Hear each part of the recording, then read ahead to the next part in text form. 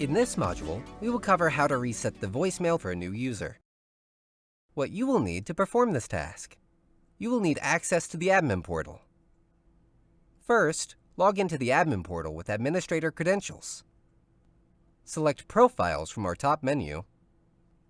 Locate the extension using the search feature or by finding the extension from the list provided. Select the extension to open the profile page.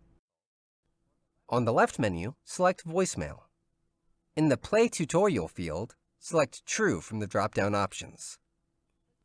In the Voicemail Password field, type in a new voicemail password.